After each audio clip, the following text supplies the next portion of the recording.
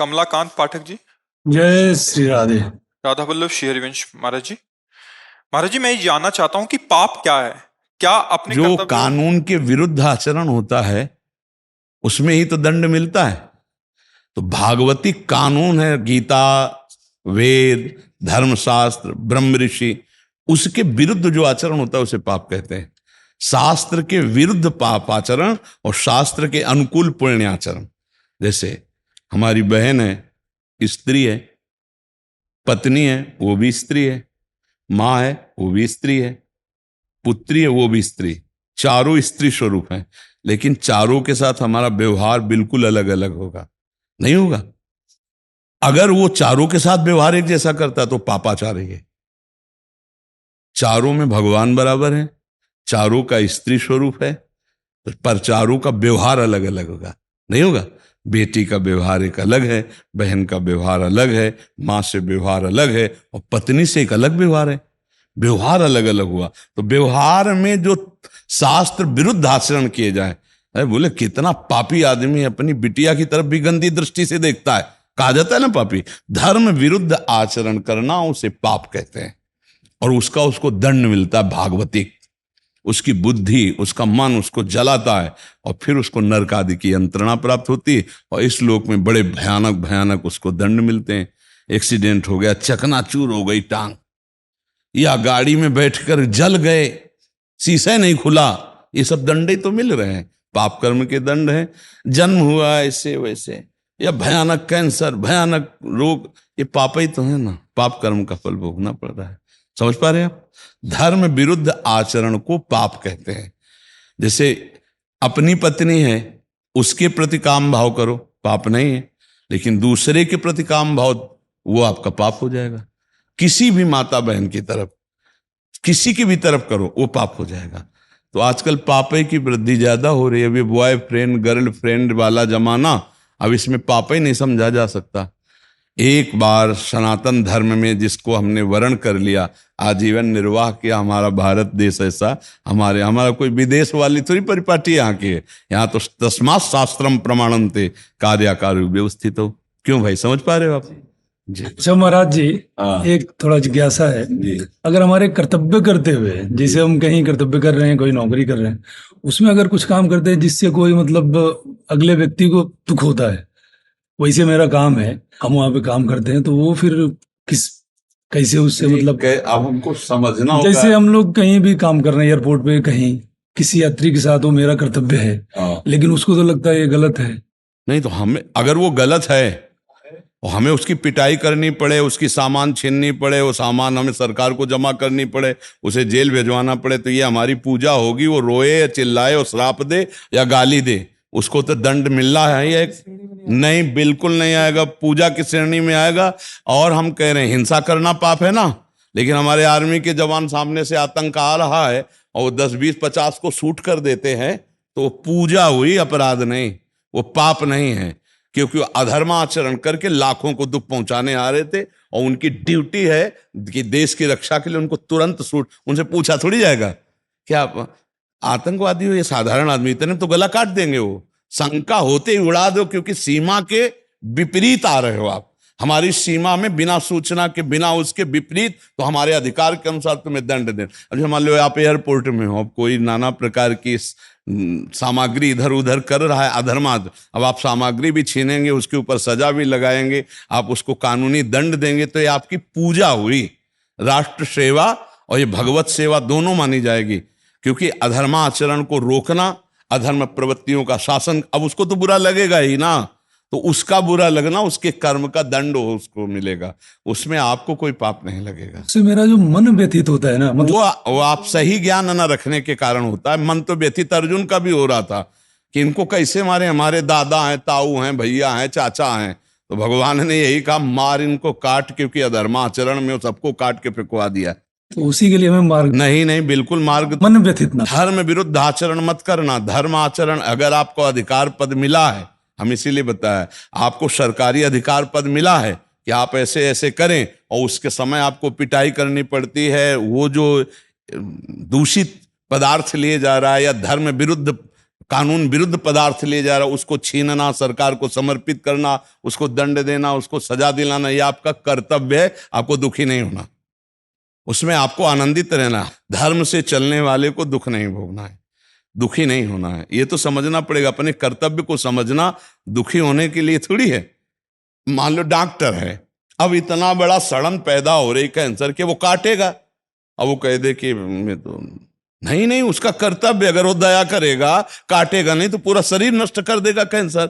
ऐसे ही अगर वो अधर्माचरण करने वाला, कानून विरुद्ध स्मगलिंग करने वाला रोका नहीं जाएगा तो वो बहुत फैलाव करेगा, वो हमारे देश में बहुत प्रकार की हानि पैदा करेगा। तो ऐसा जैसे वो डॉक्टर है ना, अंग काट करके और उसके पूरे शरीर को बचा रहे हैं, ऐसे 10-20 आदमियों को जो दूषित हैं उनको दंड दे के जेल भेज के आप लाखों का कल्याण कर रहे हैं। तो आप अपने कर्तव्य का पालन कर रहे हैं, ना कि अधर्माचरण कर रहे हैं। जी, आखिरी जिज्ञासा एक है। हाँ बोलिए। प्रार्थना है आपसे जी जो चीजें हमें दुख या सुख के रूप में मिल रहा है, जी वो पति पत्नी पुत्र धन जी। जो भी नौकरी, जी वो मिलने के बाद अगर ज्यादातर दुख मिल रहा है और हम अभी जो शरीर हमने पाया है, इसमें हमने देखा है कि हमने कुछ नहीं किया, किसी को सजाया नहीं, कुछ नहीं किया, कोई घूस नहीं लिया, किसी के साथ रंग भेद ही नहीं। अब इतना को उत्तर ले लो, फिर आगे पूछ लेना। अगर हमारी पुरानी फसल जिस अन्न की हुई है और अब नई फसल हमारी बहुत बढ़िया क्वालिटी की है, लेकिन खाना तो हमको पुराना माल पड़ेगा। अब नई फसल जब कटेगी तब आएगी, समझ रहे हो? तुम तो पाप किए हो कि नहीं तुम जानो, लेकिन हम जिंदगी में पाप किए हैं कि नहीं हम जानते हैं। बचपन से बाबा जी दोनों किडनी फेल हैं। ये हमारे पूर्व का काम है। भीष्म जी कहते हैं अखंड ब्रह्मचारी हो, जिंदगी में कोई अधर्माचरण पाप किया नहीं, 6 महीना से बाणों की सैया में पड़ा हो, तो भगवान ने कहा 100 जन्म के आगे देखो, बहुत लंबा रजिस्टर जमा है। पूरे रजिस्टर को आग लगा दी जाए, वो केवल भगवान ही लगा। अहम तो हम सर्व पापेभ्यो मोक्षयिष्यामि मां तो उसके लिए मार्गदर्शन करें महाराज। तो इसको अब नाम जप के द्वारा मिटाया जा सकता है। विचलित हो गए जो गलत काम करते हैं ना, मतलब उसके प्रभाव से। नहीं, गलत काम तो ना करो उसके प्रभाव से, ऐसा नहीं है। नहीं नहीं नहीं, उसको सहो। जो हमारा पूर्व का पाप कर्म का फल आया है उसको सह लो और डटे रहो अच्छाई की तरफ। तो उसको सहकर जब आगे वाली फसल आएगी वो आनंद में डुबो देगी, वो सुख में डुबो देगी। देखो, हम कई बार सत्संग में भी कहा है और एकांतिक में भी कहा है कि इसका नाम पहले जहां आप हो उसको जान लो। पहला नाम है मृत्यु लोक, नाम है ना, मतलब सब मरेंगे, चाहे संत हो चाहे असंत हो, चाहे अच्छे कर्म करने वाले हो चाहे बुरे कर्म करने वाले हो। पहली बात है, यहां सब मरेंगे। और दुखालयम अशाश्वतम, गीता जी में लिखा है। संसार को क्या कहा गया है? दुखालयम। तो जैसे मिठाई की दुकान में मिष्ठान मिलेगा, औषधालय में औषधि मिलेगी, ऐसे इसका नाम दुखालय, इसमें दुख ही भोगना पड़ेगा। चाहे जितनी उन्नति हो चाहे जो कुछ हो, दुख भोगना पड़ेगा। सुख कैसे लें? तो सुखालय है भगवान, जो आनंद सिंधु सुख राशि, सीकर तय त्रैलोक सुपासी। उनका नाम जप करते हुए आए हुए पूर्व के दुख को हम भोग लेते हैं। आगे हमारा जीवन बड़ा मंगलमय है, बड़ा आनंदमय है।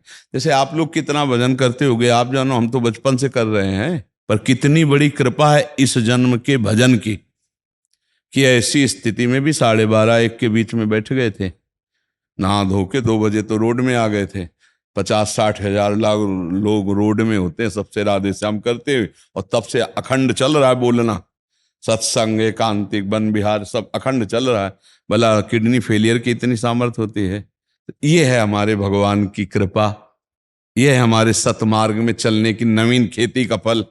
लाखों लोग आनंदित हो रहे हैं, लाखों का कल्याण हो रहा है, लाखों भगवत मार्ग में चल रहे हैं। और ये हमारा पूर्व पाप का, वो हमें गिराना चाहता है पर भगवान हमें उठाए हुए हैं, भगवान बचाए हुए हैं। इसीलिए दुख भोग लो और नाम जप करते हुए अगली फसल तैयार करो अच्छी।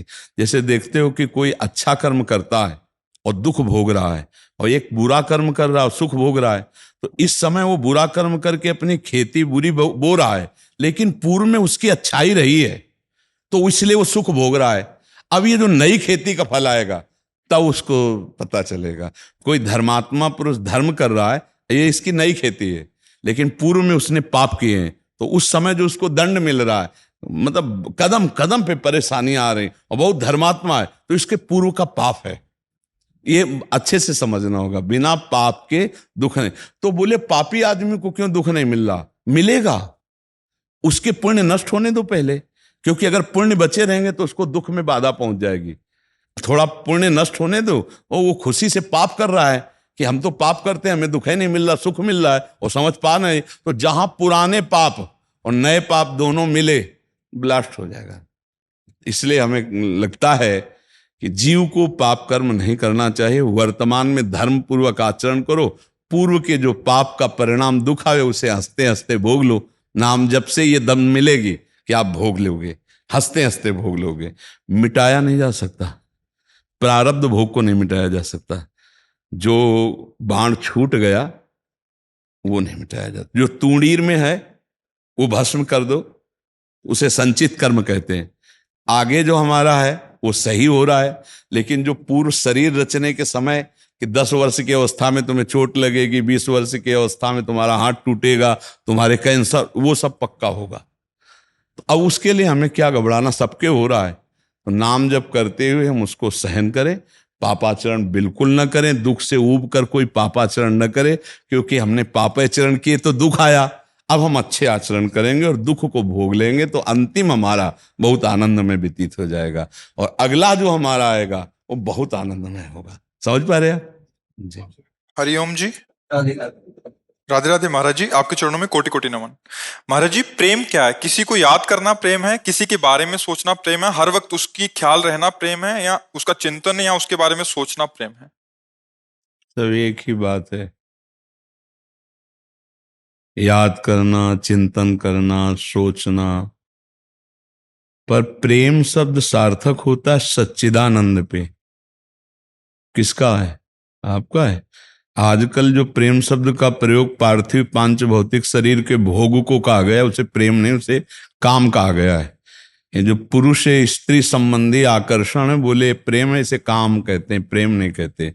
प्रेम होता है सत चिद आनंदमय, प्रेम होता है प्रतिक्षण वर्धमानम, प्रेम होता है कामना रहितम, प्रेम होता है सूक्ष्मतरम, प्रेम होता है अनुभव स्वरूपम। समझ रहे हो ना? अब क्या समझोगे प्रेम के विषय में? प्रेम तो बड़ा सूक्ष्म विषय है, पर हम इतना बताते हैं कि जैसे अपनी माँ से प्रेम है, बहन से प्रेम है, तो वहां हमारे दूषित भाव तो नहीं होते, पूज्य भाव होते नहीं होते। जैसे जवान बेटी अपने पिता के गले लगे तो काम भाव थोड़ी आ जाएगा। तो देखो, लौकिक भावना में भी काम की बस नहीं चलती। तो सोचो, प्रेम जब जागृत होगा तो चराचर जगत में अपने इष्ट के सिवा और कुछ दिखाई ही नहीं देता है। जब प्रेम जागृत होता है तो सतचित आनंद में प्रेम है, सतचित आनंद का ही अनुभव होता है। काम जब जागृत होता है, काम की पहचान होती है, वो देह भाव में आसक्त होता है, उसमें कामना होती है, उसमें सुख लेने की इच्छा होती है। तब हमारे को लगता है कि हम इससे प्रेम करते नहीं, वो कामना होती है, मोह होता है, राग होता है, लौकिक आसक्ति होती है, प्रेम नहीं होता है। प्रेम बहुत हट करके है, और अगर हमारा प्रेम हो जाए तो माँ से भगवान की प्राप्ति हो जाए, पत्नी से भगवान की प्राप्ति हो जाए, पुत्र से भगवान की प्राप्ति हो जाए, और चराचर जगत से, कुत्ते से भी भगवान की प्राप्ति हो जाए, ईंट पत्थर से भी भगवान प्रकट हो जाए, खंबे से भी भगवान प्रेम हो जाए, कहीं भी प्रेम। चराचर जगत में परमात्मा विराजमान, प्रेम इतना सामर्थ्यशाली है। भगवान शंकर कह रहे हैं, तेहि समाज गिरजा में रहे हूँ, अवसर पाई बचन एक कहे हूँ, हरि व्यापक सर्वत्र समाना, प्रेम ते प्रगट हो ही मैं जाना। प्रेम से व्यापक परमात्मा प्रकट हो। प्रेम बहुत बड़ी चीज है नहीं? और आजकल लड़का लड़की शरीरों के आकर्षण को प्रेम कह रहे हैं। ये प्रेम नहीं, एक मलिन काम है, ये राक्षसी वृत्ति है जो दुर्गति कराने वाली, नरक ले जाने वाली है। नहीं, त्रिविधम नरकस्येदम द्वारन नाशन मात्मना कामः क्रोधा तथा लोभा तस्मा दे त्रेम त्यजेत। बल काम और प्रेम का पहचान करना कठिन, और लक्षण दोनों में एक ही जैसे होते हैं, लक्षण एक ही होते हैं। जैसे कामी पुरुष सदैव स्त्री का चिंतन करता रहता, कामी नारी प्यारी जिम, लोभी जिम प्रिय दाम, तिम रघुनाथ निरंतर, प्रिय लागो मोहि राम। तो कामी को भी नींद नहीं आती, कामी को भी वही गली पसंद आती जिसमें उसके कामना पूर्ति होती, और ऐसे प्रेमी को भी होता है। नहीं खान पान ते भावे है, नहीं कोमल वसन सुहावे है, उसे सब विषय लगे ते खारा है, हरि आशिक का मग लिहारा है। जो भगवान से प्रेम करता है उसको संसार की बातें, संसार की क्रियाएं, संसार के राग कुछ अच्छे, कोई भगवान की चर्चा सुना दे, कोई भगवान का प्रियजन मिल जाए, जैसे काम में उसकी कोई चर्चा सुना दे जिसको हम प्यार करते हैं, उससे कोई मिला हुआ मेरे से बात बता दे, ऐसे कोई भगवान से मिला हुआ फकीर मुझे भगवान की बात बता दे, कोई मेरे प्रीतम की, जहां जहां पिय की बात सुने खोजत तीन गहन, बस उसमें स्वसुख है और इसमें तत्सुख है, उसमें मलिन भाव है, इसमें उज्जवल भाव है, इसमें कामना है और इसमें चरम सीमा की निष्कामता है। वो नष्ट होने वाला है, ये प्रतिक्षण वर्धमानम है। प्रेम बहुत अलौकिक वस्तु है, वो भगवान की कृपा से प्राप्त होती है। पर समझ में आ रहा है आपको, यहां संसार में कहीं प्रेम नहीं है। हाँ ये जरूर है कि शायद इसको ही इश्क कहते हो, जैसे कोई दिल को मसला करे। भाई जिसे हनुमान प्रसाद पोद्दार जी ने प्रेम दर्शन में लिखा कि एक उर्दू शायर प्रेम की परिभाषा लिख रहा है कि अपने प्रीतम की याद में दिल में एक विशेष प्रकार की पीड़ा आनंदमयी हो रही, राधा राधा कब मिलोगी प्रियाजू, आज का भी दिन गया आज भी दरस बिन दुखन लागे नयन। हृदय में एक अजीब तरह की पीड़ा, व्याकुलता, ये प्रेम का, अपने प्रीतम का सतत बिना प्रयास के स्मरण, अपने प्रीतम की बात सुनते ही खो जाना, अपने प्रीतम की बात सुनने के लिए व्याकुल होकर दौड़ा फिरना, अपने प्रीतम के मिलन के लिए हर उपाय करने के लिए तैयार, प्राणों को समर्पित करने के लिए तैयार, तो समझ ले कि हमारे अंदर प्रेम आ रहा है। पर जब भगवान का प्रेम आएगा तो फिर और किसी से अपनापन नहीं रह जाएगा। जननी जनक बंधु सुत दारा, तन धन धाम सुहृद परिवारा, सबकी ममता ताग बटोरी, मम पद मनहि बांध बर डोरी। वो फिर समदर्शी इच्छा कचुनाही, हरस शोक भय नहीं मन माही, असज्जन मोरु बस कैसे, लोभी हृदय बसौधल। ये है प्रेमी का स्वरूप। कहीं कोई आसक्ति ले, एकमात्र श्री भगवान से आसक्ति। समझ पाए आप? किसका प्रश्न था? आपका था। हाँ। किसी को याद करना, सोचना, ख्याल करना, चिंतन करना। किसी को नहीं, प्रभु को याद करना। किसी को तो कामी पुरुष भी अरे फांसी लगा लेता है, कामी पुरुष फांसी नहीं लगा लेते। दो माता पिता मिलन में बाधा पहुंचाए तो दोनों फांसी लगा लिए ना, तो इनको प्रेमी कहोगे क्या? इनकी आरती उतारोगे क्या? दोनों भूत बनेंगे, नरक को जाएंगे, नीच योनियों को प्राप्त होंगे। आत्महत्यारे अपनी बुद्धि को भ्रष्ट करके कामना में, कोई प्रीति है बोले तुम्हारे लिए हम मर जाते हैं, मर जाओगे तो तुम पहुंच जाओगे क्या? एक ही जगह पहुंच जाओगे क्या? तुम्हारा राज्य है क्या? तत्काल यमपुरी यमदूत अलग अलग, उनको अलग अलग दंड देते। अपने राज्य में, अपने में राज्य कानून में भी तो है ना, भागवतिक कानून में भी है। हाँ, तो इसलिए आपका बच्चा उद्देश्य क्या था इस प्रश्न का? अरे वैसे हालत कुछ ऐसे ही होती प्रेमी की कि कुछ बोल ना पावे तो यही सही उत्तर है। प्रेम का उत्तर सही क्या है? मुंह का स्वादनवत, कुछ बोल न पावे तो यही उत्तर है प्रेम का सही उत्तर। पर ये कहीं काम में परिवर्तित ना हो जाए, इतना संभालते रहो, भगवान का नाम जप करो, भगवान की स्मृति में रहो। हम सब भगवान के अंश हैं, तो हमारा जन्म सिद्ध अधिकार है भगवान की प्राप्ति करना। जैसे पिता की प्रॉपर्टी का अधिकारी पुत्र स्वाभाविक होता है, ऐसे भगवत प्राप्ति का अधिकार हमारा जन्म सिद्ध है, क्योंकि हम भगवान के अंश हैं। ठीक है, आप आगे बढ़ो। साध्वी साधु वाणी देवी दासी जी, राधे राधे महाराज जी। प्रातः स्मरणीय गुरुदेव, आपके चरणों में कोटि कोटि प्रणाम। महाराज जी, यद्यपि गत काफी समय से अक्सर आप मेरे स्वप्न में आकर मेरी भक्ति में आकांक्षाओं और जिज्ञासाओं का मुझे निवारण उपाय बता जाते हैं और संतुष्ट भी कर जाते हैं, तथापि मेरी हार्दिक अभिलाषा है कि मैं अपने स्वप्न को साकार साक्षात रूप में अवलोकन करना चाहती हूँ। कदाचित मेरी राधा रानी का वरद हस्त व आपके आशीर्वाद से आज मुझे वो सौभाग्य प्राप्त हुआ है। महाराज जी, ये आपका आभार प्रकट करना चाहते थे। देखो, हमारा इसमें कोई आभार नहीं, हमारी स्वामिनी है प्रियाजू, तो हमारे इस रूप को, देह को निमित्त बनाकर वही मंगल करती रहती हैं। हमें तो पता भी नहीं है कि प्रियाजू किस किस को बुला रहे हैं, किस किस को क्या उपदेश कर रहे हैं, कैसे चला रहे हैं। वो मेरी स्वामिनी का सारा खेल चल रहा है। ढांचा प्रेमानंद नाम से संबोधित है और इसके अंदर जो कार्य हो रहा है वो ऑफिस दूसरे की लग चुकी है। ऑफिस दूसरे के, मकान दूसरे का दिखाई दे रहा है, काम कुछ और हो रहा है जो हमको भी पता नहीं है। यंत्रवत सब कुछ हो रहा है। आपके ऊपर मेरी लाडली जी की कृपा है, वो इस रूप का आश्रय लेकर ऐसी लीला कर रहे हैं। हम कहीं नहीं हैं, इतने भी सब जो कुछ हो रहा है इसमें हम कहीं नहीं हैं। हमारी प्रियाजू का सारा खेल है। हमारे बस की तो बात नहीं है अपने शरीर को संभालना, अपने दिमाग को संभालना, फिर लाखों करोड़ों के दिमाग को संभालना, सबका परिवर्तन करना।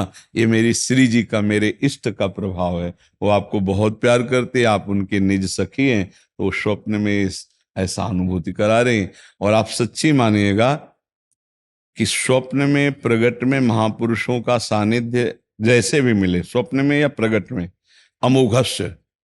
अगर भगवत प्राप्ति ना होनी हो तो यह सौभाग्य प्राप्त नहीं होता। इसका मतलब श्री जी मिलना चाहती हैं। जब श्री जी मिलना चाहती है तो अपनी सखियों का संयोग प्रदान कर देती हैं, रसिकों का संयोग प्रदान कर देती है। ये उनका प्रताप होता है कि वो स्वप्न में या जागृत में ऐसी लीलाएं करती रहती हैं। उन्हीं का आभार है, उन्हीं की जय हो, उन्हीं की धन्य है। हम सब यंत्र हैं और वो यंत्री हैं, वही चला रहे हैं।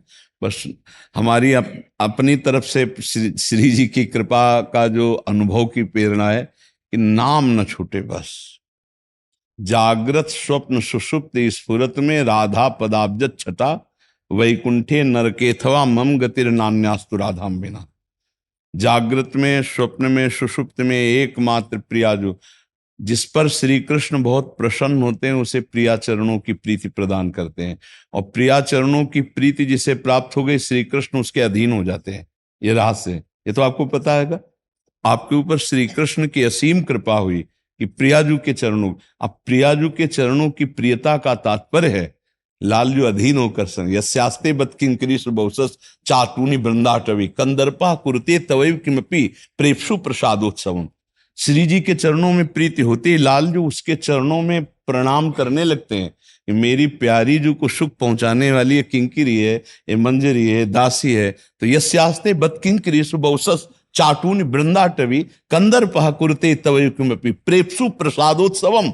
प्रिया प्रसाद के लिए प्रिया दासियों की चाटुकारिता, उनकी चरण वंदना लालजू करते हैं। तो हमारी प्रियाजू का कृपा प्रसाद है। बस नाम न छूटे, नाम पकड़े रहो।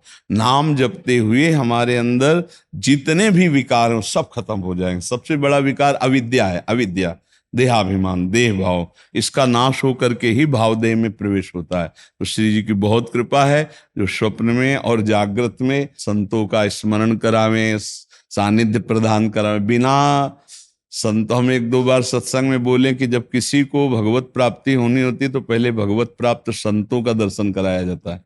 प्रगट में या स्वप्न में ऐसे मिलाया जाता है, बड़े बड़े सिद्ध संतों का मिलन होता है, तब जाके भगवत साक्षात्कार होता है। बिना संतों की कृपा की वो दृष्टि ही नहीं मिलती जिससे प्रियालाल को देखा जाता है। प्रियालाल को इन चर्म चक्षुओं से नहीं देखा जाता।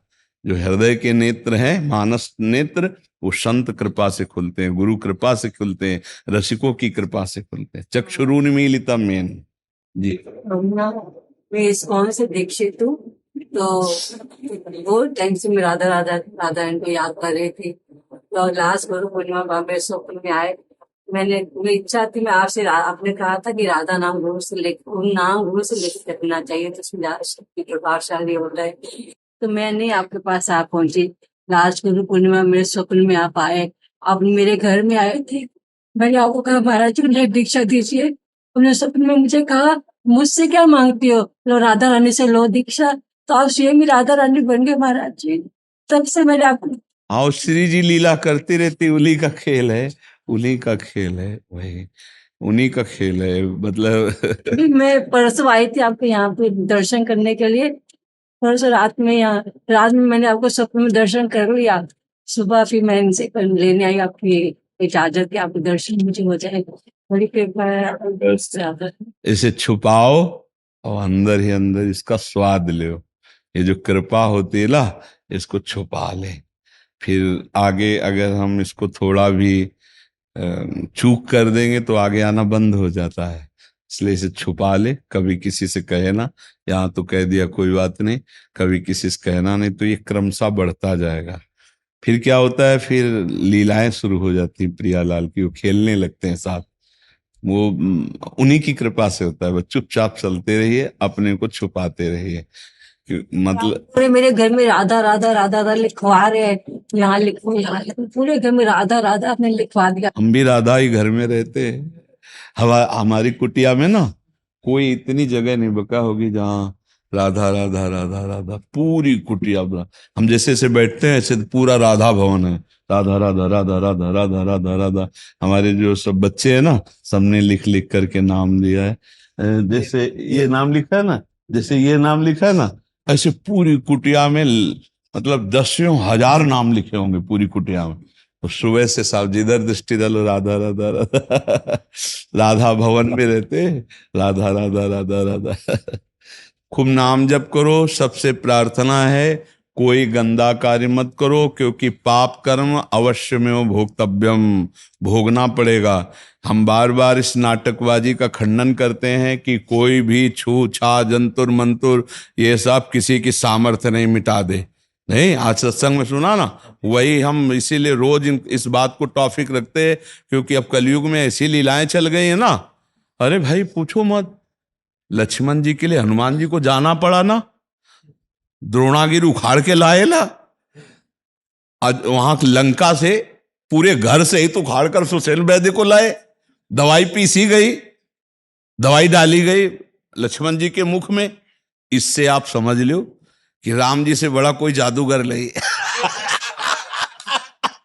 जिसले भ्रकुट विलास सृष्टि ले हुई, एक पलक झपकते अनंत ब्रह्मांडों की रचना कर दी अपने आप से अपने आप में। वो भी लीला कर रहे हैं अपने भाई को ठीक करने के लिए। दवा मंगाई जा रही है और दवा पिलाई जा रही है। सच्चाई से आप समझ लो भगवान से बढ़कर के कोई नहीं है, और वो भी ये लीला किए हैं। रोग आवे अस्पताल जाओ, बढ़िया औषधि लो, नाम जप करो। ये पाखंड में मत फंसो कि कोई महात्मा तुम्हें रोग रहित कर देगा। भव रोग रहित करने के लिए महात्मा के पास तो मिलेगा सूत्र, लेकिन शरीर रोग नष्ट करने की सामर्थ्य होती तो हम तुम्हें सिद्धों के नाम गिना दें जिनके शरीर में रोग थे।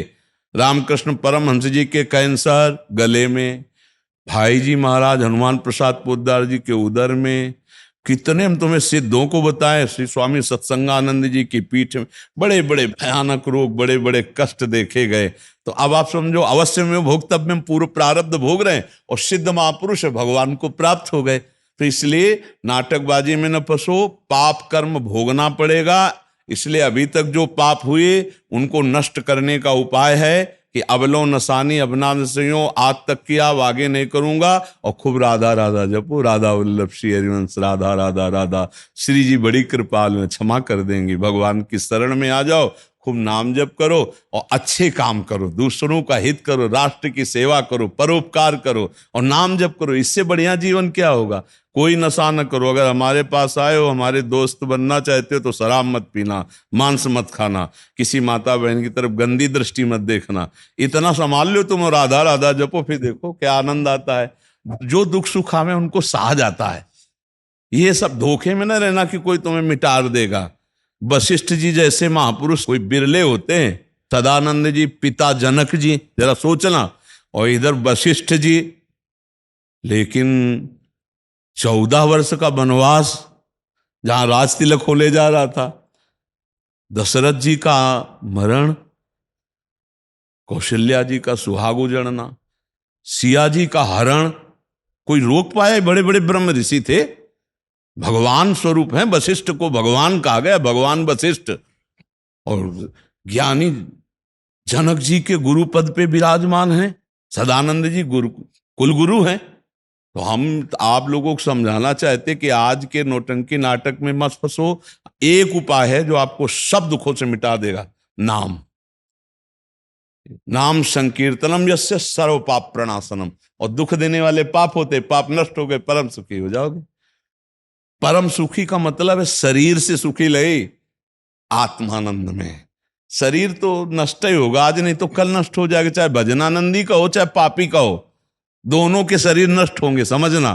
पापी नए शरीर धारण करके कष्ट भोगेगा और शरीर छोड़कर भगवान को प्राप्त हो जाएगा। भजन का परिणाम कभी नष्ट नहीं होता, ध्यान रखना, विनाशी मिलता है। इसलिए सबसे प्रार्थना है, अच्छे कर्म करो, अच्छा स्वभाव बनाओ, जिससे बात करो, जिससे मिलो तो उसको लगे मैं किसी से मिला हूं। बोले यार क्या आदमी, क्या मृदु भाषण, क्या उसका स्वभाव, तो आप सत्संगी हो, आप संत समागम की हो, आपकी कुछ विशेषता होनी चाहिए अन्य लोगों से। अच्छे आचरण वाले बनो, प्रभु का नाम जप करो, तुम्हारा मंगल होने के लिए ही ये संयोग बना है। जब द्रवै दीन दयालु राघो तो साधु संगति पाइए, अब मोहि भाव भरोस हनुमंता और बिनु हरि कृपा मिले ने। तो ये केवल भगवान की कृपा का फल है। तो अब आपका जीवन चमकना चाहिए, दिव्यता आनी चाहिए आपके जीवन में। नाम जप करो, अच्छे बनो, सबके चरणों में यही प्रार्थना है। आपके इन्हीं वचनों को सुन के आज समाज के कहते राधा राधा नाम जप रहे हैं। उनको पता है कि छू मंत्र से कुछ नहीं होना है, तो इसलिए वो रात 2:30-3 बजे जो आपके दर्शन के लिए खड़े होते हैं, वो आपकी बस कृपा से ही है महाराज जी। जी जी, तो वो व्यर्थ नहीं जाएगा, व्यर्थ नहीं जाएगा। संत मिलन को चालिए तज माया अभिमान, और जेव जेव पग आगे पड़े कोटिन यज्ञ समान। हम किसी को नहीं कहते कि तुम्हारा काम बन जाएगा, लेकिन पक्की बात है, तेरे दरबार की आली निराली शान ये देखी, सखावत खुद तेरी गलियों में चक्कर काटते देखा, फैलाया हाथ जिसने तेरे दरबार में आकर, तुझे देते नहीं देखा मगर झोली भरी देखी। हाँ, ये ऐसे नहीं 40,000 50,000 लाख लोग खड़े होते, किसी को नहीं वादा करते, लेकिन कोई भी खाली नहीं जाएगा। हमारी महारानी जो महान दाता है, माल उदार है। हाँ, पक्का कल्याण, पक्का मंगल, पक्का मनोकामनाओं की पूर्ति। चिंतामणि प्रणताम ब्रज नागरी नाम। हम तालाब से नहीं जुड़े हैं कि 10-20 बाल्टी पानी ऐसे लोगे तो सूख जाएगा। हम समुद्र से जुड़े हैं सब। इसलिए श्री राधा। डॉक्टर शैलेश जी सिंगापुर से। जय श्री हरिवंश महाराज। जय श्री राधे महाराज जी। राधा वल्लभ श्री हरिवंश, आपके चरणों में कोटि कोटि प्रणाम। परम कृपालु परमात्मा की कोटिश वंदन और धन्यवाद, जिनकी अहेतु की कृपा से गुरु तत्व के रूप में आपका इस जीवन में परिचय हुआ और भगवत प्राप्ति की उत्कंठा और प्रबल होने लगी। परिस्थिति जनक अनुकूलता और प्रतिकूलता में आपका मार्गदर्शन नित्य ही प्राप्त होता रहता है, जिससे दोनों ही परिस्थितियों में एक समान रहने की शक्ति मिलती है। महाराज जी, यूं तो प्रकृति में उपस्थित और प्रकृति के पार सभी योनियां परमात्मा द्वारा जनित हैं, परंतु विवेक बल की विशेष प्राप्ति द्वारा मानव योनि अन्य सभी योनियों में उत्कृष्ट कही जाती है। और मानव योनि की क्या देव, पशु या अन्य योनियों से ऊपर रखकर प्रभु की कृपा का विशेष पात्र माना जा सकता है महाराज जी? हाँ, है ही। हाँ, कबहू का करि करुणा नर देही, देत ईस बिनु हेतु सनेही। संस्कृति मांझ बरियाई के पायो, मानुष दे वृथा कत डारत। संस्कृति चक्र 84 लाख का उसे रोक दिया और कृपा करके मनुष्य देह। मनुष्य देह में इतनी दुर्लभता है, आप चाहो देवता बन सकते हो, आप चाहो भूत बन सकते हो, आप नाली के कीड़ा बन सकते हो, आप दुर्गति में जा सकते हो, और आप चाहो तो नारायण बन सकते हो। नारायण का चिंतन करते हुए तदाकार तो नारायण स्वरूप हो जाओगे। ये आत्म स्वरूप का एक ऐसा प्रभाव है कि आप जैसा चिंतन करोगे वैसे आप हो जाओगे। इसका प्रभाव है आत्म स्वरूप का ऐसा कि जैसा चिंतन करोगे वैसा हो जाओगे। तो जैसा बनना है वैसा चिंतन करो। देखो, आदमी के आचरण के अनुसार लोग नहीं कहते पूरा राक्षस है यार, बात करो तो देखो तो व्यवहार देखो पूरा राक्षस है। अब उसका चिंतन राक्षसी प्रवृत्ति का हो गया तो हम उसको यार ये तो देवता आदमी है, अरे ये तो देवता नहीं तो साक्षात भगवान है। हम ऐसा नहीं करने लगते किन्हीं कि अरे वो तो साक्षात भगवान है। क्यों? क्योंकि भगवान का अंश है और वो जैसा चिंतन करता है वैसे ही वो बनता चला जाता है। ये मनुष्य शरीर हमको हमारे कर्म से नहीं मिला। दुर्लभो मानुषो देहो, ये दुर्लभ कहा गया, ये हरि प्रसाद से मिलता है। कबहू का करि करुणा और नरदेही, देत ईस बिनु हेत सनेही। यही तनकल फल विषय न भाई, भजिए राम सब काम बिहाई। बड़े भाग मानुष तन पावा, शुर दुर्लभ सदग्रंथन। ये देवताओं के लिए भी दुर्लभ है मनुष्य शरीर। क्यों? देवता शरीर से आप भोग तो भोग सकते हो, लेकिन नवीन कर्म नहीं कर सकते। मनुष्य शरीर से आप नवीन कर्म करके देवलोक का भी उल्लंघन करके, आप ब्रह्मलोक का भी उल्लंघन करके आप वैकुंठ जा सकते हो। जब वैकुंठ में कोई जाता है तो नारायण स्वरूप होकर जाता है। गीध देह तज धरि हरि रूपा। जैसे कोई कहे कि अरे भाई मनुष्य नारायण कैसे हो सकता है, नारायण मनुष्य बन सकता है ना, तो सीढ़ी बन गई ना, तो चढ़ जाओ, मनुष्य नारायण बन जाएगा। और कह दे प्रमाण दो, तो जब कोई भगवान के धाम जाता है तो जीव बन के नहीं जाता, वो ईश स्वरूप धारण करता है। गीध देह तज धरि हरि रूपा, हरि का रूप धारण करके वो हरि धाम में गया, भगवान के साकेत धाम को गया। तो हम जो चाहें वो कर सकते हैं, पर अब हमारी सोच गलत हो गई है। हमारी सोच हो गई देह भाव, हमारी सोच हो गई इंद्रियों को कैसे संतुष्ट करें। तो हमारी रसेंद्री मांगती वो हम दे रहे हैं, जनेंद्री मांगती वो दे रहे हैं, नेत्रेंद्री। हम भूल गए कि हम इंद्रियों की मांगों के लिए मनुष्य शरीर नहीं पाया, इंद्रियों को रोकने के लिए मनुष्य शरीर पाया, और हम और खुला छोड़ दिए। तो जब हमारे कर्म बिगड़ गए तो फिर भगवत कृपा का अपमान करने के कारण हमको विशेष दंड मिलेगा। पापाचरण तो होंगे ही, उनका दंड तो मिलेगा, लेकिन विशेष दंड मिलेगा कि भगवान ने तुम्हें मानो दे दी थी अपने कल्याण के लिए, और तुमने और मनमानी पापाचरण किए, तो वो जो न तरह भवसागर अस समाज नर पाए, स्वति निंदक मंदमति आत्महनन गति जाए। जैसे कि भगवान हमें पता नहीं था तो ये नहीं कह सकते आप, क्योंकि भगवान ने माया रचा तो माया मुक्त करने के लिए संत और सदगुरुदेव और शास्त्र रूप में वो बता भी रहे कि मेरा रचा हुआ गेम है, यहां से निकल जाओ, ये निकलो। अब आप उधर ना निकल के मनोरंजन में फंस गए तो फिर आपको दंड मिले, आत्महनन गति जाए। जो आत्महत्यारे को दुर्दशा प्राप्त होती है, वो मानव देह प्राप्त करके जो भजन न करके पापाचरण में इंद्रियों के भोग विलास में समय नष्ट कर दिया, उनकी दुर्गति होती है। इसलिए साधन धाम मोक्ष कर द्वारा, ये केवल भगवत प्राप्ति के लिए मिला है। अब आप भगवत प्राप्ति कैसे कर सकते हो, इसके लिए भगवान ने दो मार्ग बनाए कि भाई हम परिवार के तो प्रवृत्ति मार्ग, बोले हमें किसी की जरूरत नहीं, रात दिन भजन करेंगे तो निवृत्ति मार्ग। लेकिन भजन से ही भगवत प्राप्ति होगी, चाहे गृहस्थ हो चाहे विरक्त हो। तो भगवान ने आपको गृहस्थी में रखा, सब सुविधाएं दी, पर एक काम करना है, भगवत प्राप्ति। गृहस्थी के सुख भोगते हुए नरक जाने का रास्ता नहीं तय करना। इतनी ऊंचाई पे आ गए हैं हम, अब हम सुअर कुत्ता बने यार, अच्छा नहीं लगेगा। मनुष्य बन करके हम कुछ ऐसे आचरण करें कि कम से कम फिर मनुष्य बने अगर मुक्त ना हो, और हम समाज सेवा करें, राष्ट्र सेवा करें, भजन करें। अब हम जाकर के ऐसे नीच योनियों में, तो ऐसे और हमारे आचरण उससे भी बुरे हो रहे हैं। ये जो मदिरा पान करना, दूसरे का शरीरों का मांस खाना, जो व्यभिचार करना, ये सब क्या है? आज खुशी मनाई जाती है कि हम अमुक पाप कर्म किए। ये सब जो हमारे जवान भी उस बात को कहने में सकुचाती, ये जो boyfriend girlfriend live in relation व्यभिचार प्रवृत्तियों का बढ़ावा है, ये हमारे धार्मिक देश के लिए बहुत हानिकारक है। और ये भगवत प्राप्ति में बहुत, कहीं किसी देश में भगवत प्राप्ति की चर्चा नहीं है। बहुत नरक स्वर्ग की बात है, बस भगवत प्राप्ति की नहीं। जो औरों देशों का अनुकरण भोग विलासिता का आप कर सकते हो, धर्म का नहीं कर सकते। धर्म का अनुसरण करने के लिए भारत देश है, भारत जैसी धार्मिकता किसी भी देश में नहीं है। पातिव्रत धर्म, यति धर्म, मोक्ष प्राप्ति, जीवन मुक्तता, भगवत प्राप्ति, कहीं शब्द नहीं सुनोगे आप, कहीं नहीं सुनोगे। एक पत्नी व्रत, एक पातिव्रत, ऐसा कहीं आप नहीं सुनोगे। ये भारत में है। अब धीरे धीरे पाश्चात्य देशों का नशा चढ़ रहा है नए नए बच्चों को, ये सब गंदी बातें सीख रहे हैं। ये इसलिए देखो, एक पत्नी व्रत क्यों रखा गया, इसमें रहस्य है।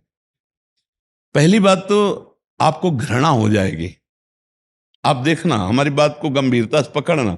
हम आपको वैज्ञानिक प्रवृत्ति अंदर से उसका मनन कर, हम जैसे लोग कहते हैं ना हम इसमें पीएचडी की, हम इसमें पीएचडी की, तो हम तो आपको बताएं पीएचडी पढ़ा नहीं, हमने मन की पीएचडी की। बचपन से इसी में लगे रहे, इसी को पढ़ा है, इसी को देखा है, इसकी एक एक हरकत देखी, कैसे इसको पकड़ा जाता है, कैसे इसको रोका जाता है, कैसे इसको भगवान में लगाया जाता है। यही हम जीवन भर करते रहे। इसकी प्रवृत्ति है, ये एक जगह कभी टिकेगा नहीं। आप देखना, नवम नवम नवम नवम, यदि नवम नवम में ब्रेक मार दो तो आपको घृणा हो जाएगी कुछ दिन में। थोड़े दिन के बाद आपको घृणा हो जाएगी, वो मांगेगा नवम और आपने लगा दी ब्रेक, तो निष्कामता आ जाएगी, यार नहीं ऐसे, इसका स्वभाव है। अब जब इधर घृणा आएगी तो उसको कुछ चाहिए, तो वो सतमार्ग में चल देगा। और अगर नवम नवम तो फिर पापाचरण बुढ़ापे तक बना रहता है, ध्यान रखना। मन इंद्रियां कभी बूढ़ी नहीं होती, शरीर बूढ़ा हो जाता है। हाँ, आप देख लो, आप तो संसार में हो, क्या कहना है। इसलिए भाई मनुष्य देह मिली है, इसे पहले एक सीमा में भोगों को लाओ। भाई हम इतना तो खा सकते हैं, ये नहीं खा सकते, इतना भोग सकते हैं, ये नहीं भोग सकते, जो धर्म पूर्वक है। आपको उससे घृणा हो जाएगी सच्ची वाली। आपको रोज घिया की सब्जी खवाई जाए रोज, तो एक दिन आपको उल्टी लगने लगी, घिया है बोले हम उपवास कर लेंगे, मत पवाओ, नहीं करेगा ना। नवम नवम इसकी चाट है। तो ये जो व्यभिचार प्रवृत्ति है ना, ये सबसे ज्यादा नरक ले जाने वाली। अगर पूरे विश्व में देखो, आप लोग बैठे हो, सबसे ज्यादा आकर्षण काम का है। अंदर से देख लो, आप भूखे रह सकते हो, पानी भी नहीं पी सकते, अगर काम आकर्षण हो ना, तो यार छोड़ो कल पालेंगे, आज पहले काम, पानी भी बाद में पिएंगे, पहले काम। देखा गया कि सबसे ज्यादा मन का आकर्षण काम में है, फिर सबसे ज्यादा आकर्षण काम में प्रतिकूलता आ जाने पर क्रोध में है, या काम की पूर्ति हो जाने पर लोभ में है। ये क्रम है इनका। काम क्रोध लोभ बिल्कुल काम से ही उत्पन्न होते हैं। अगर हम इन पर शासन कर लें तो हम जीवन मुक्तता की तरफ चल सकते हैं। पर इन पर शासन तभी हो सकता है या तो विरक्त भाव में जैसे चल रहे हैं तो पूरा का पूरा ब्रेक मार दें, और या फिर जैसे आप गृहस्थ आश्रम में चल रहे हो तो धर्म पूर्वक एक पत्नी एक पतिव्रत, मर चाहे जाऊं, कभी किसी भी अवसर पर हम दूसरे का स्पर्श नहीं करेंगे। तो धर्म पूर्वक काम का सेवन भगवान ने अपना स्वरूप बताया, आप आगे निकल जाओगे। हम बेईमानी का धन घर में नहीं लाएंगे, हम मांस नहीं खाएंगे, शराब नहीं पिएंगे, व्यभिचार नहीं करेंगे, तो काफी समस्याओं का समाधान तो अपने आप हो गया। अब जो अंदर की समस्या नाम जप से अविद्या नष्ट हो जाएगी, आप भगवत प्राप्त हो जाओगे। इसलिए हम कहते हैं भगवत प्राप्ति कोई कठिन नहीं, पर संसार को छोड़ना कठिन है। और जब आप ये नियम ले लेंगे ना, हम आपको खुली बात कह रहे हैं, तो कुछ समय बाद आपको ऐसा संयोग मिलेगा फ्री। अब अगर चूक गए तो गए, अगर वो नियम धारण किया, नहीं चाहे मर चाहे जाऊं, गलत नहीं करूंगा, वो आगे बढ़ जाएगा। गृहस्थी में रहते हुए आप संत हो जाओगे, गृहस्थी में रहते हुए आपको दिव्यानुभूतियां होने लगेंगी। जैसे आपके शब्दों से पता चलता है कि आप आध्यात्मिक मार्ग में प्रवेश पा रहे हैं, क्योंकि शब्द बताते हैं कि आपकी स्थिति कहाँ है। तो हमें लगता है कि गृहस्थी में रहकर दिव्य स्थितियों की प्राप्ति के लिए कोई कठिनता नहीं है। मेहनत का, धर्म का, धन और शुद्ध भोजन और शुद्ध आचरण और राधा राधा राधा भगवत, जो एक संत को भगवत प्राप्ति होगी वही आपको भगवत प्राप्ति होगी। पर है कठिन भाई। क्यों कठिन है? क्योंकि फिसलन बहुत है। ऐसे दोस्त, ऐसे मित्र, ऐसा भोग सामग्री की बाहुल्यता, ऐसा एकांत में वो भोग प्रियता, ये लगेगा यार क्षमा मांग लेंगे भगवान से, थोड़ा दान पुण्य कर लेंगे। अगर फिसला तो वहां दान पुण्य का मतलब नहीं, आदत बिगड़ रही है ना, अब संभालना मुश्किल है। जैसे दलदल में फंसा हुआ आदमी निकल नहीं सकता जब तक उसको कोई दूसरा निकला हुआ ना निकाले। तो ऐसे ही जब हम काम क्रोध आदि पापाचरण रूपी दलदल में फंस जाते हैं तो हमारे अंदर हिम्मत नहीं रहती कि हम निकल पाए। इसलिए हमें लगता है मनुष्य शरीर बहुत दुर्लभ, और भगवान की कृपा से दुख मोचन, ये दुख मोचन के लिए मिला है, दुख मोचन। और दुख की जड़ है अविद्या, अज्ञान, बार बार जन्म मरण होना। तो हम लोग ऐसा भजन करें कि भगवान के धाम में चले जाएं। अगर चूक हो जाए तो भगवत प्रताप से हम यही जन्मे भारत में, और ऐसे तेजस्वी जन्मे कि हम काम क्रोध के गुलाम नहीं, काम क्रोध से मुक्त कराने वाले। कितने महात्मा ऐसे प्रकट हुए कि आनंद की वर्षा कर दी और फिर पधार गए। तो हमारा जन्म हो तो देशभक्ति के लिए हो, राष्ट्र के समाज सेवा के लिए हो, खुद आनंद और सबको आनंद प्रदान करने वाला हो, तो ये भजन से होगा। जब तक हम भजन नहीं करेंगे, अच्छे आचरण नहीं करेंगे, तब तक आज हमारा चरित्र बिगड़ रहा है, आज हमारे समाज का चरित्र बिगड़ रहा है, और उसे ये समझा नहीं जा रहा कि गलत है। जैसे देखो शराब है, मदिरा, ये महापाप में रखा गया और कलयुग बुद्धि भ्रष्ट कर देता है। आज जिसके घर में, जिसकी पार्टी में, जिसके निमंत्रण में ये चीजें ना हो तो उसको मतलब महत्व ही नहीं दिया जाता कि पार्टी हुई, नहीं, अलग समझा जाता हाँ, अलग समझा जाता है। तो मतलब आजकल तो भगवान बुद्धि बचावे, अगर आप बढ़िया उनके पैर धो के और पाटा में बैठा के और दाल रोटी सब्जी पूड़ी और खीर पुआ, कोई मानेगा कि हमें हमारा स्वागत हुआ है? ये तो आज का जो सोच है, जो बुद्धि है, वो भ्रष्ट होती चली जा रही है। तो हमें लगता है आपका बहुत धन्यवाद कि आप मानव देह की सार्थकता के विषय में प्रश्न कर रहे हैं। मानव देह की सार्थकता के लिए बस इतना बात मान लो, जो धर्मयुक्त आचरण है उनको करो, जो आहार तुम्हारे लिए निश्चित है उस आहार को पाओ। सात्विक आहार मनुष्य देह के लिए नहीं, ये राक्षसों के लिए है। आप राक्षस नहीं हो। अगर राक्षस वो चीज खाते हैं तो उनको पाप नहीं लगता। जैसे हम मूली पाते हैं, गाजर पाते हैं, हम और फल सब्जियां पाते हैं, हमारे लिए पाप नहीं, जीव उसमें भी है, वैसे ही जीव है, पक्का समझना। जो राक्षस प्रवृत्ति के हैं उनके लिए अलग है, उनके लिए मदिरा मांस ये सब उनका अलग है। जैसे सिंह गाय को मार के खाता है तो उसको कोई पाप थोड़ी लगता है, क्योंकि उसका वो आहार निश्चित है, वो अपना बलपूर्वक जिस पशु को चाहे मार के खा सकता है। तो हम लोग मतलब पशु नहीं है, हम लोग राक्षस नहीं है, हम लोग मनुष्य है, और हम सदगति करना अपनी करने आए, तो हम दुर्गति वाले आचरण छोड़ दें, नाम जप करें, तो गृहस्थ में रहते हुए भी भगवत प्राप्ति हो जाए। अविनाश त्रिपाठी जी, जय श्री राम। जय श्री राम। गुरुदेव आपके चरणों में सादर प्रणाम। गुरुजी, आपकी कृपा से बताने की सामर्थ्य शब्दों में तो नहीं है, कैसी कृपा हो रही है। आपके आश्रम आके मेरा जीवन सफल हो गया गुरुजी। गुरुजी, मेरा प्रश्न है कि शरीर पूरा होने पे क्या मन भी स्वर्ग या नरक में साथ जाता है? अगर नहीं जाता तो आदमी के कर्मानुसार उसे तो स्वर्ग या नरक मिलता है, उसका कष्ट देखो कैसे? 3 शरीर हैं। एक स्थूल शरीर जो आप ये देख रहे हैं, ये यहीं छूट जाता है और इसकी गति हो जाती है। अगर गाड़ भी दिया जाए तो भी जल तत्व जल में, वायु तत्व वायु में, आकाश तत्व आकाश में, अग्नि तत्व अग्नि में, पृथ्वी तत्व पृथ्वी में, अगर जला दिया जाए तो इसकी गति यही होती है अंतिम। और सूक्ष्म शरीर और कारण शरीर, ये 3 शरीर हैं। तो स्थूल तो छूट जाता है, सूक्ष्म और कारण, जीव का स्वभाव शरीर कारण है, और मन बुद्धि चित्त अहंकार 5 ज्ञानेंद्रियां, सूक्ष्म 5 कर्मेंद्रियां, ये ढांचा छूटने के बाद वो अपने कर्म के अनुसार फिर नरक या स्वर्ग, अगर स्वर्ग जाएगा तो बाहरी ढांचा देवता का हो जाएगा, अंदर पूरा सिस्टम वही है, समझ रहे ना। नरक जाएगा तो बाहरी ढांचा यातना देख हो जाएगा, अंदर पूरा सिस्टम वही, दुख सुख का भोग। ऐसे ही जैसे हम तुम्हें उदाहरण से बताते हैं कि जब आप स्थूल शरीर सैया में पड़ा होता है तो आप स्वप्न देखते हैं अच्छा या बुरा, तो ये शरीर तो पड़ा होता है, लेकिन अगर पिटाई हो रही तो कष्ट का अनुभव होता है ना, स्वप्न में भय लगता है ना।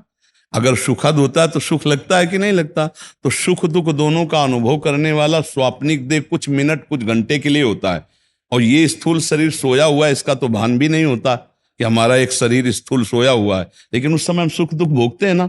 ठीक ऐसे शरीर छूटने के बाद वो नरक का दुख, स्वर्ग का सुख, या जैसा उसका कर्म उसके अनुसार दुख सुख उसको भोगना पड़ता है। समझ पा रहे हैं आप?